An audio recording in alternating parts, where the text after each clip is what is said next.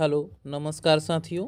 एक बार फिर आप लोगों का शुभ नॉलेज पॉइंट में स्वागत है। तो आज के इस वीडियो में हम लोग देखेंगे साथियों एसएससी जीडी से संबंधित कुछ महत्वपूर्ण प्रश्नों को, जो आपके आने वाले एसएससी जीडी एग्ज़ाम के लिए काफ़ी महत्वपूर्ण साबित होगा। साथियों, इस वीडियो में हम लोग जितने भी प्रश्नों को देखेंगे वो सारे प्रश्न आपके एग्ज़ाम के दृष्टिकोण से काफ़ी महत्वपूर्ण साबित होगा। तो बिना देरी किए हुए साथियों चलते हैं आज के पहले प्रश्न की ओर।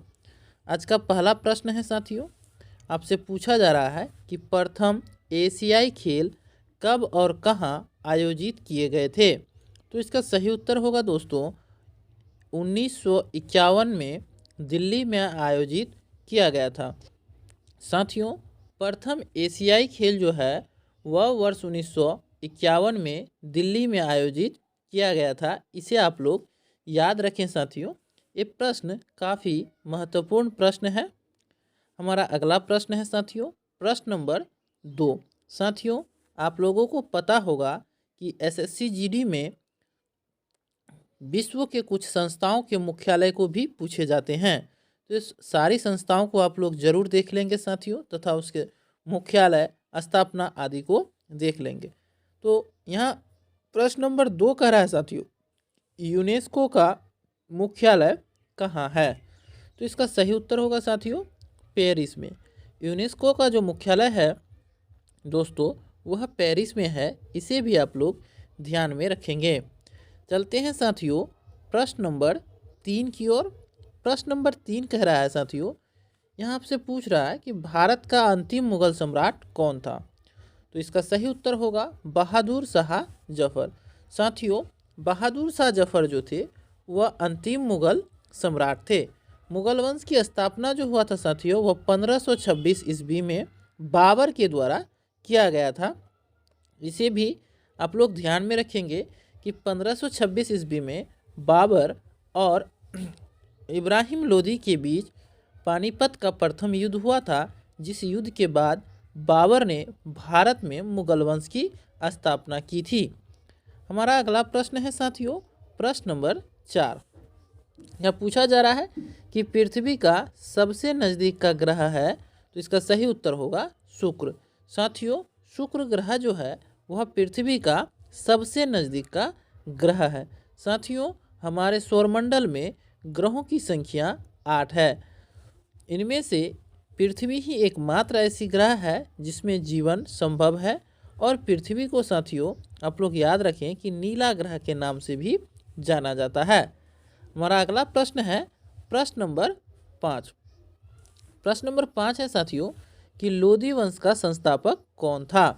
तो इसका सही उत्तर होगा साथियों लोदी वंश का संस्थापक बलहोल लोदी थे।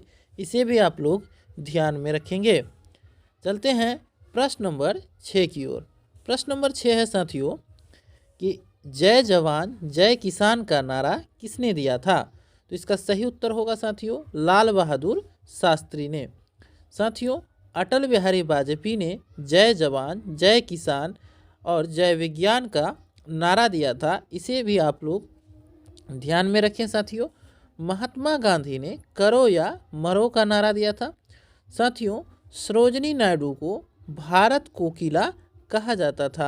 यह भी आप लोग ध्यान में रखेंगे। हमारा अगला प्रश्न है साथियों प्रश्न नंबर 7।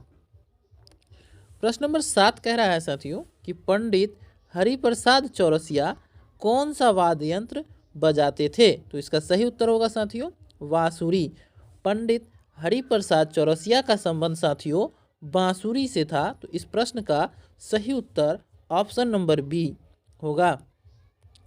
चलते हैं प्रश्न नंबर 8 की ओर साथियों। प्रश्न नंबर 8 है कि भारत में मीठे पानी की सबसे बड़ी झील है। तो इसका सही उत्तर होगा उलर झील। साथियों, उलर झील जो है वह भारत में ही नहीं एशिया की सबसे बड़ी मीठे पानी का झील है। साथियों, भारत का सबसे अधिक खारे पानी का झील चिल्का झील है जो उड़ीसा राज्य में स्थित है। ये भी ध्यान में रखेंगे कि मीठे पानी का जो झील है साथियों वह उलर झील है तथा खारे पानी का झील चिल्का झील है। हमारा अगला प्रश्न है साथियों प्रश्न नंबर 9। प्रश्न नंबर 9 है साथियों कि युगांडा की राजधानी का नाम क्या है। तो इसका सही उत्तर होगा साथियों कंपाला। युगांडा की जो राजधानी है साथियों वह कंपाला है। साथियों एसएससी जीडी में देश एवं उसके राजधानी के नाम भी पूछे जाते हैं। तो साथियों आप लोग कुछ देशों के राजधानियों के नामों को जरूर याद कर लें ताकि किसी भी तरह के प्रश्न आप लोगों का एग्जाम में ना छूटे। चलते हैं साथियों प्रश्न नंबर 10 की ओर।